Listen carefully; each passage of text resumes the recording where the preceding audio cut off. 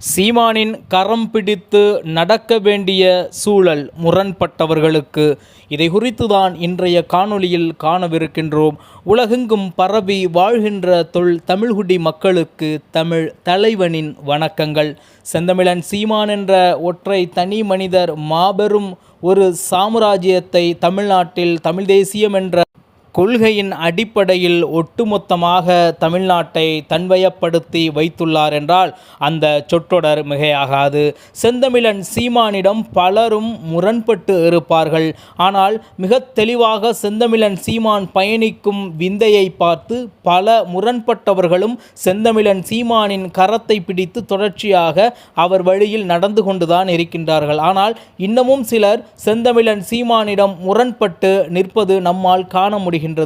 அந்த அடிப்படையில் செந்தமிழன் சீமான் என்பவர் நிச்சயமாக கட்சி துவங்கிய காலம் தொட்டு இன்று வரை திராவிடத்தையும் ஆரியத்தையும் ஒரு சேர எதிர்க்கின்றார் என்பது அவருடன் இருக்கக்கூடிய அனைவருக்கும் தெரியும்.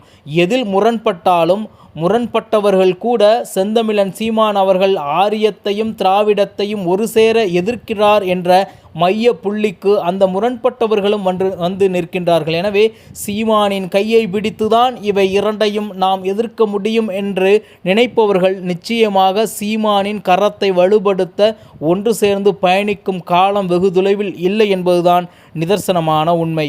உங்களுக்கே தெரியும் எத்தனை அவதூறு குப்பைகளை செந்தமிழன் சீமான் மீது நாம் தமிழர் கட்சி துவங்கிய காலம் தொட்டு இன்று வரை இப்பொழுது வரை எதிர்த்தரப்பினர் வீசிக்கொண்டிருக்கின்றார்கள் என்பது உங்களுக்கு தெரியும். அதே தருணத்தில் செந்தமிழன் சீமான் அவர்கள் மிகச்சரியாக அடித்த ஆணி போல் ஒரே இடத்தில் நிற்கின்றார். எதற்காக என்றால் மக்களுக்காகவும் மண்ணிற்காகவும் நிற்கின்றார். எத்தனை கோடிகள் விலை பேசினாலும் செந்தமிழன் சீமானையும் நாம் தமிழர் கட்சியையும் வாங்கிவிட முடியாது என்பதற்கான உதாரணமாக தமிழ் மண்ணில் தற்பொழுது வாழ்ந்து கொண்டிருக்கும் தலைமையாக செந்தமிழன் சீமான் இருக்கின்றார். தமிழர்களை ஒருபோதும் விலை கொடுத்து வாங்கிவிட முடியாது என்பதற்கு உதாரணமாக செந்தமிழன் சீமான் அவர்கள் தமிழ் தேசிய கொள்கையின் அடிப்படையில் நாம் தமிழர் கட்சியை கட்டமைத்து தற்பொழுது களத்தில் நின்று கொண்டிருக்கின்றார். எது எப்படி இருந்தாலும் நாம் தமிழர் கட்சி எதிர்ப்பதை போன்று திராவிடத்தை யாரும் எதிர்க்கவில்லை. நாம் தமிழர் கட்சி எதிர்ப்பது போன்று ஆரியத்தை யாரும் எதிர்க்கவில்லை.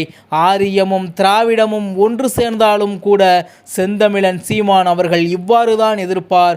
ஒருபோதும் பின் காலெடுத்து வைத்து செல்ல மாட்டார். அதே போன்று எந்த ஒரு திராவிடத்துடனும் எந்த ஒரு ஆரியத்துடனும் கூட்டணி வைக்க தனது முன்னடியை எடுத்து வைத்து செல்ல மாட்டார் என்பதுதான் நிதர்சனமான உண்மை. இதற்காக வேண்டியாவது எதிர்த்தரப்பில் இருக்கக்கூடியவர்கள் சீமானிடம் முரண்பட்டவர்கள் தொடர்ச்சியாக சீமானின் கரத்தை வலுப்படுத்த தேர்தல் நேரங்களில் யுக்திகளை அமைத்து செந்தமிழன் சீமானிடம் சேர்ந்து தேர்தல் காலங்களை சந்திக்க வேண்டும் என்பது அனைவருடைய ஆசையாக இருந்து வருகின்றது.